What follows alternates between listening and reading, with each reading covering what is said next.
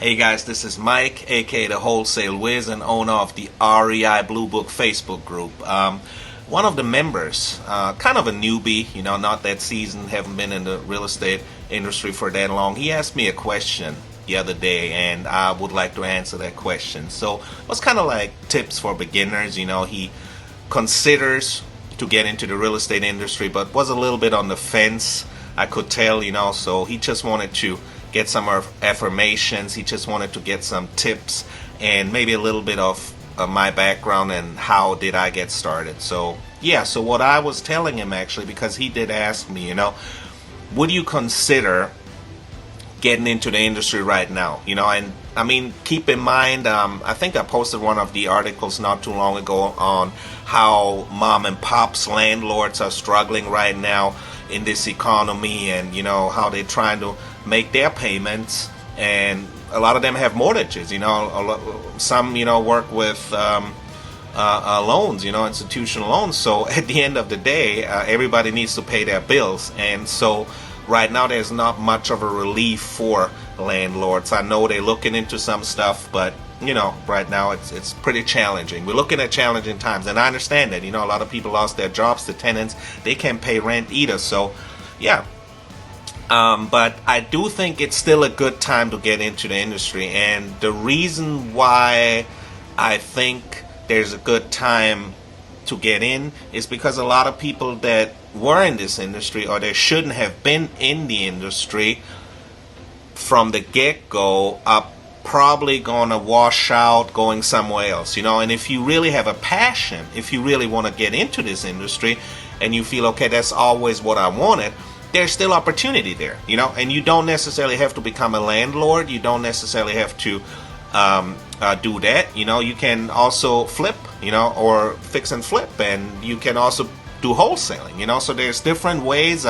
It's kind of like a all-weather strategy, or three-weather strategy, I call it, where sometimes it requires that you wholesale, so you got to be flexible. Then there might be a flippers market. Now you go over and work with flippers, or flip yourself, and then there's a landlord, the long money, where you buy, and hold. So kind of, you want to be flexible. There's no one-size-fits-all approach. That's why it's important. Even if the way I started in 2008, starting to do a lot of research, motivational stuff, educating myself, and then it took me a couple of years. By 2012, I really pulled the trigger. I knew enough, I was confident enough to just really go all in and started, becoming a landlord, and it's been good ever since, So there's been a lot of challenges. It's not easy. You really kind of have to have a long-term strategy, and for me personally, I'm in it for the long haul. So the landlording type of buy and hold thing works better than for other people who probably, looking to make a quick profit, or more into the flipper thing, don't want the headache with tenants, for example, don't want to fix toilets and whatnot, even though there's ways around that too.